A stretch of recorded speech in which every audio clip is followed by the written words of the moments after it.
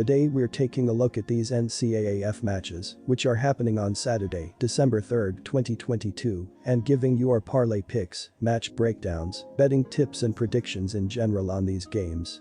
Welcome back to High Stakes. Before we dive into our video, don't forget to subscribe and push that notification bell to get notified as soon as we release these sport prediction videos. Also, check out our perks and join the High Stakes membership. Joining the High Stakes membership is easy, is cheap, but it will help a lot in the growth process of this channel. Plus, if you would like more betting tips and predictions, then check out our Patreon in the link down below. Our new Patreon is a way for us to help you improve your chances of making more money. Multiple plans are available for each and every one of you. By becoming a member of the High Stakes Patreon, you will have access to our best team picks, total picks, parlay picks and much more. Stop wasting hours of your time searching for bad betting predictions that ends up costing you a lot of time and money. Join the High Stakes Patreon now and get the best betting picks. Make sure to watch our videos till the end so you don't miss any of our picks. Our first parlay pick is Fresno State vs Boise State. Fresno State win. Both of these teams have gotten much better as the season's gone on. For this Boise State side, the Broncos found an identity, while Fresno State got its superstar quarterback Jake Heiner back from injury and greatly improved as a result. With that in mind, I quite get to this line. The Fresno State offense is in form with Heiner at the controls, ranking top 20 in passing success rate and net points per drive. And while Boise State's defensive metrics are outstanding, the Broncos have faced nothing but mediocre or worse quarterbacks all season long. The one time Boise State faced an above-average QB was Jaren Hall, and the Broncos fell to BYU as significant favorites in that contest. On the other side, the Bulldogs' defense is better than you'd think, ranking 35th in success rate and top 40 in net points per drive and early downs EPA. They'll be facing a Boise State offense that has certainly been solid of late, but still ranks 76th in rushing success rate and 79th in EPA per pass. Back in August, I gave out Fresno State at plus 300 to win the Mountain West, and I still think the Bulldogs are a bit undervalued here against a bigger group of 5 brand.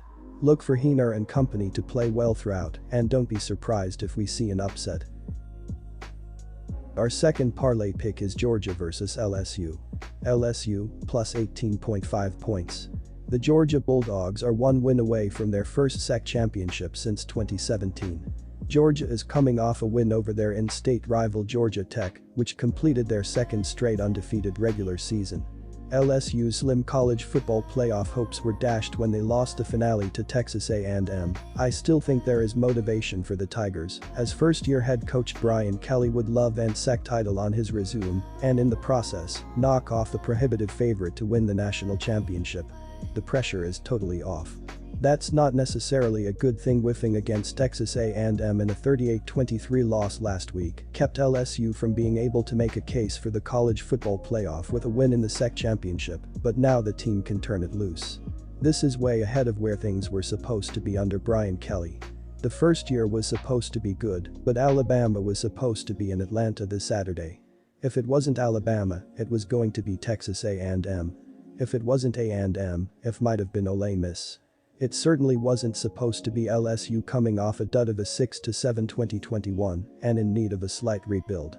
The team is playing with house money. There might not be a national championship this season, but in SEC championship, that would be massive. On the flip side, the pressure is off Georgia, too.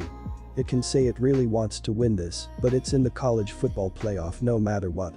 If LSU brings the intensity, this could be more than just interesting. Do pull this off, though, the running game has to continue to work. It's averaging 5 yards per carry, and it at least has to come close. Georgia hasn't allowed 5 yards per pop yet this year, but Missouri hung around averaging 4.9, Oregon ran well, even though it got destroyed. Just about everyone else who couldn't run got blasted. That means QB Jaden Daniels has to be on the move from the start, the offense has to convert on third downs, it's second best in the conference at that, and it has to keep the clock moving. Georgia can strike quickly, but the more LSU can grind this out, the better. This isn't a great matchup for LSU. I've felt that LSU was overrated for a few weeks now, and this line opened up at 15 and steamed to 20 during the LSU half of the LSU Texas A&M game. We've settled at a number that I don't like for Georgia. Despite their offense being one of the top ones in the country, head coach Kirby Smart seems content to sit on big leads with his running game and defense.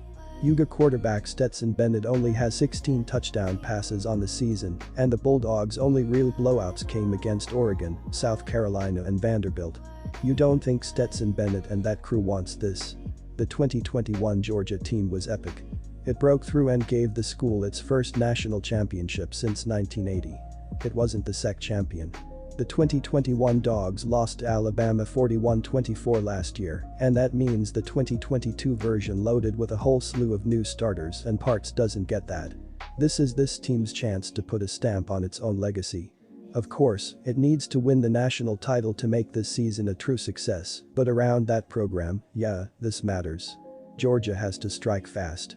This isn't exactly one of those teams that needs momentum to win, but when it gets rolling early, forget it. LSU is hardly bad in the first quarters of games, but defensively the first is the worst, allowing 71 points. It scored 74, by the way. Georgia has outscored its opponents 101-16 in the first quarter and 244-60 in the first half. LSU has the pop to come back and make this a battle even if it gets down, but that's a big ask. Georgia is number 1 in the SEC and 5th in the nation in third down conversions, number 1 in the SEC and 3rd overall in third down stops, and number 1 in the SEC and 7th overall in time of possession. Get up fast, take the air out of bowl with the running game and effective drives.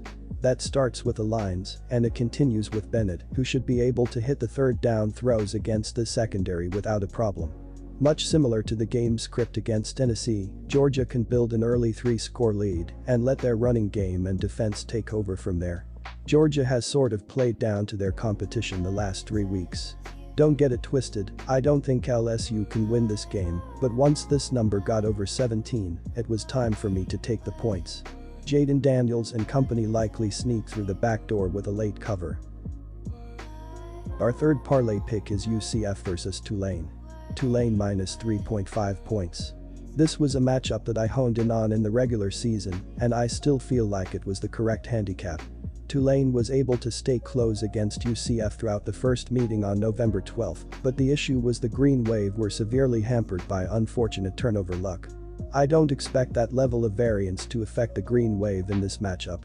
Tulane is 25th in EPA per rush and 19th in early downs EPA on offense, which is more predictive than the bad bounces in that game would indicate. Since that victory over Tulane, UCF has struggled mightily with Navy and USF in recent games. You could argue the Knights were looking ahead to this SEC championship, but I'd slightly disagree seeing as UCF needed to win at least one of those games in order to qualify for this title game. UCF is likely going to be without starting quarterback John Reese Plumlee for this matchup, and I'd expect the Tulane defense to key in on Mikey Keene, who is far less mobile outside the pocket. On the other side, Michael Pratt should feast on a weak UCF secondary that's ranked 87th in passing success rate. Look for Tulane should pick up its first SEC title and cover this short number.